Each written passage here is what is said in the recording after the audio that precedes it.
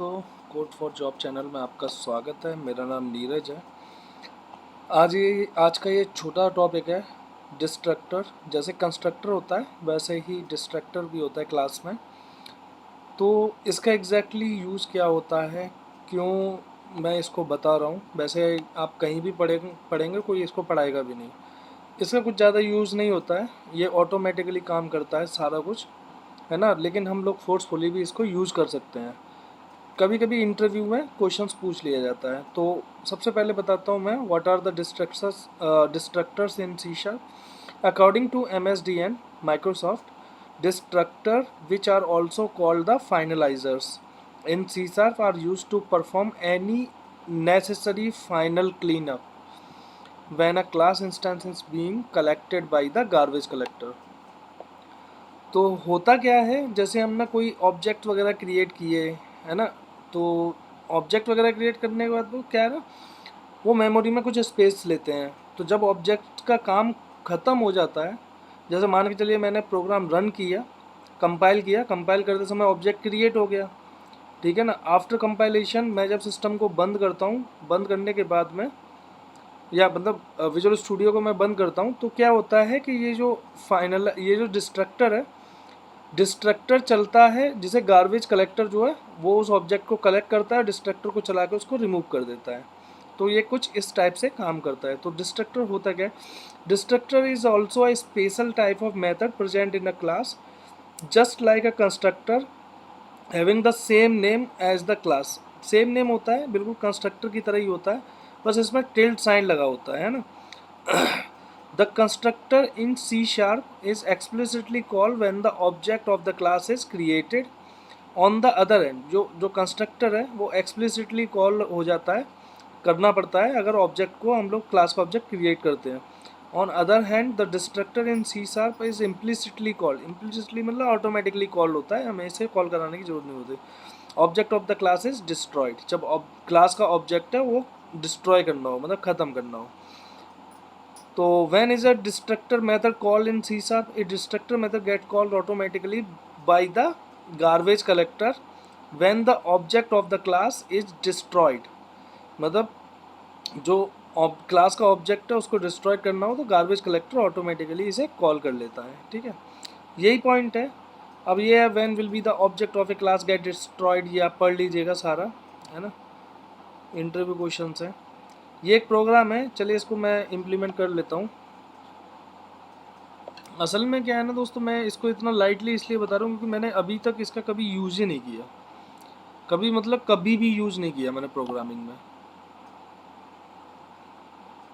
तो चलते हैं, एक फ़ाइल क्रिएट कर लेते हैं, नई क्लास क्रिएट कर लेते हैं डिस्ट्रक्टर के नाम से, और उसमें इस कोड को मैं पेस्ट कर दूँगा।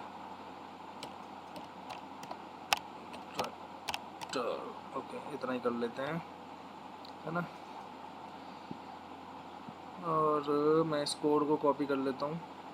वीडियो यार बहुत लंबी हो जाती है अगर मैं कोड लिखने बैठता हूँ तो, इसीलिए थोड़ा सा स्पीड अप हो जाए चीज़ें तो सही रहता है। तो ये हो गया, इसको मैं कर देता हूँ public.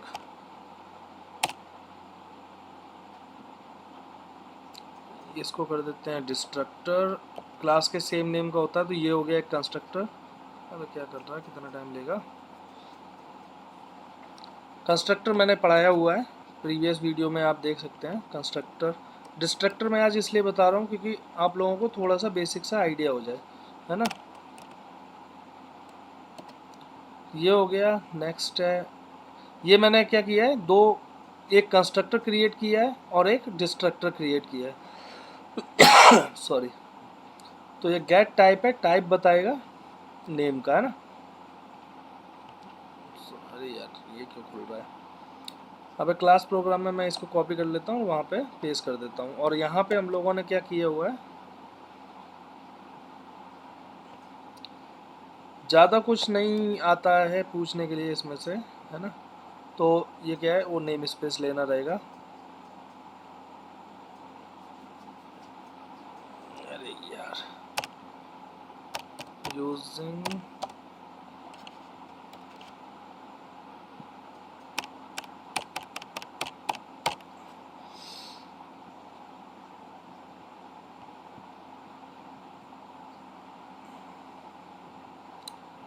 Class, nested class, generate. अब ये आ क्यों नहीं रहा है? सेमी क्लास में लेना पड़ेगा क्या? चलिए भाई सेमी क्लास में इसको क्रिएट कर देता हूँ सेम फाइल में। डिस्ट्रक्टर के साथ में मैंने कभी मतलब प्रोग्रामिंग नहीं की है, कुछ भी नहीं किया ऐसा। इसको कर देते हैं पब्लिक।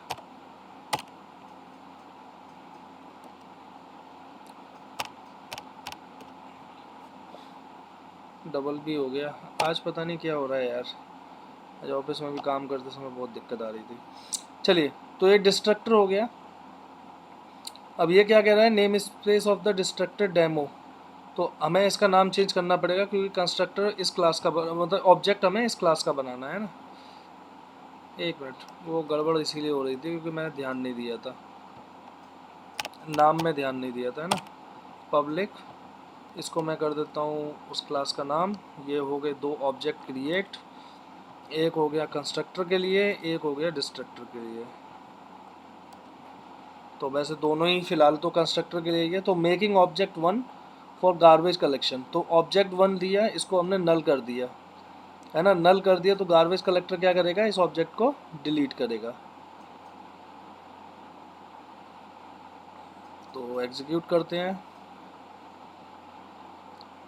आजकल मैं ज़्यादा एनर्जी भी नहीं दिया। तो object of destructor is destroyed, है ना। दो कंस्ट्रक्टर क्रिएट किए हैं हमने, तो दो कंस्ट्रक्टर क्रिएट कर दिए, है ना। और फिर ये ऑब्जेक्ट दिया, फिर जीसी मेथड को, जीसी कलेक्ट मेथड को, गार्बेज कलेक्टर के कलेक्ट मेथड को हमने कॉल किया, तो तब ये हमारा डिस्ट्रक्टर चला। ठीक है, तो ये था डिस्ट्रक्टर के बारे में थोड़ी सी जानकारी। बाकी का आप लोग देख लीजिएगा, वैसे उतना इम्पोर्टेंट है नहीं ये टॉपिक, ना ही आपकी जब कोडिंग में यूज़ नहीं होगा तो क्या फ़ायदा है। अब ये कह रहा है when to use the destructor in C sharp in general as C sharp .NET developers we need not be much more worried about the memory management.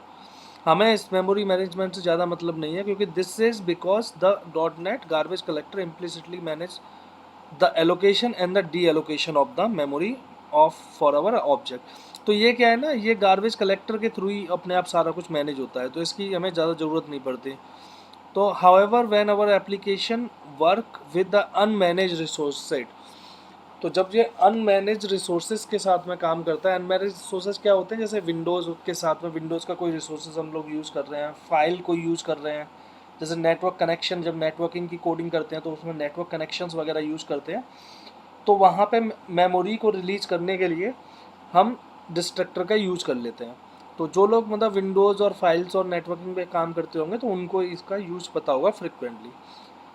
जितना मुझे पता था मैंने आप लोगों को बता दिया दोस्तों, इतना ही इम्पोर्टेंट था। कल से हम लोग एब्स्ट्रैक्शन और इंटरफेस वगैरह मतलब जो मेन ऊप्स के टॉपिक हैं वो स्टार्ट करेंगे।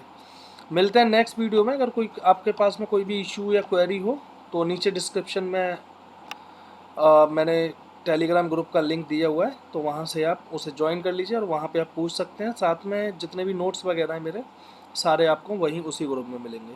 मिलते हैं नेक्स्ट वीडियो में, तब तक के लिए have a great day. Thank you for watching.